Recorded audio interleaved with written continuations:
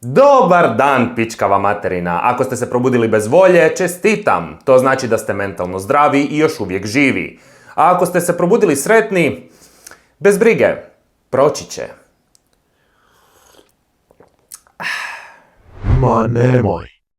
Dobrodošli u realnost gdje radiš kao konj, živiš kao pas i umreš taman kad skužiš da te cijeli život neko jebo. Ali bar imamo internet. Ali nema veze, ajmo dalje jer mora se. Radiš posao koji mrziš, za pare koje ne postoje, za šefa koji glumi motivaciju dok ti sere po životu. Mi smo ovdje kao obitelj. Jesmo, disfunkcionalna.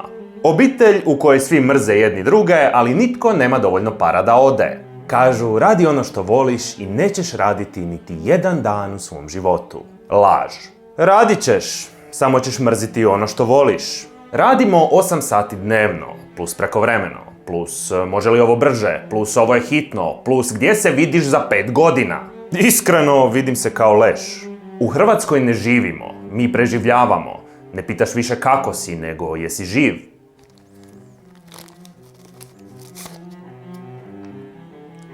Novac ne kupuje sreću, ali bez njega kupuješ samo očaj. Kažu, novac je samo alat. Zanimljivo, jer bez tog alata ne može živjeti, jesti, platiti režije ili imati zube. Novac svakako nije sve, ali bez njega si ništa. Bez para si ljen, nesposoban i sam si kriv. S parama si sposoban, poduzetan, vizionar. Ali bar ti kažu, važno je zdravlje. Da, zdravlje koje nemaš vremena održavati jer moraš raditi da bi platio doktora. Plaća dođe i odmah ode, čak ti ne pozdravi, a kada pitaš zašto je sve skupo, pa znaš, tržište, inflacija, rat u Ukrajini, retrogradni Merkur, ma jebi se. No zato imamo društvene mreže na kojima su svi sretni, svi putuju, svi rade na sebi, a nitko nema pojma što radi sa sobom.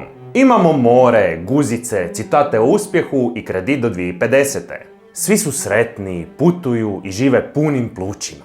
Super mi je kad odem na primjer Instagram i vidim kako ljudi svim silama pokušavaju dokazati da im je život savršen dok sjede u mraku i jedu nešto što liči na večeru, ali ima okus tuge. Just positive vibes, kaže osoba koja se raspala 2017. Ajmo malo i o politici. Politika je umjetnost slaganja sa samopouzdanjem. Svake izbore čujemo promjene, narod, poštenje i onda kurčina. Ali glasaj, tvoj glas je bitan. Bitno je da se oni svađaju dok ti brojiš kovanice. Ljubav u 21. stoljeću. Aj čujemo se, nisam spreman, nije do tebe, do mene je. Svi žele ljubav, ali nitko ne želi odgovornost, bježe čim postane ozbiljno.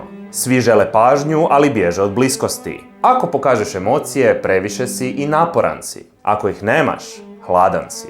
Top, znači u kurcu si u svakom slučaju. Svi pričaju o mentalnom zdravlju, dok ne postane neugodno. Pričaj mi o tome, ali ne previše, ne sad, ne ovdje i ne tako. Ako si tužan, misli pozitivno. Ako si anksiozan, samo se opusti. Imaš krov nad glavom, drugima je još teže. Hvala, već mi je bolje. Ako pukneš, slab si. Ako tražiš pomoć, dramatiziraš. Nema veze, bitno da svi glumimo normalu dok iznutra gorimo. Kupuj da bi bio sretniji, radi da bi kupovao. Kupuj da zaboraviš da radiš i tako u krug, kao hrčak. Istina je da se svi pretvaramo, umorni smo, bojimo se, ali glumimo da je sve okej. Jer ako priznaš da nije, što onda? Ali evo jedne najveće ironije. Svi se osjećamo sami, zajedno. Ali znaš kaj? I dalje ustajemo, i dalje se smijemo, i dalje se šalimo. I ne zato što je lako, nego zato što je to jedino što imamo. Alternativa je ludilo. Dobrodošli u realnost. Nije lijepa, nije pravedna, ali je naša. Ako vam se video svidio, super. A ako nije, jebi ga.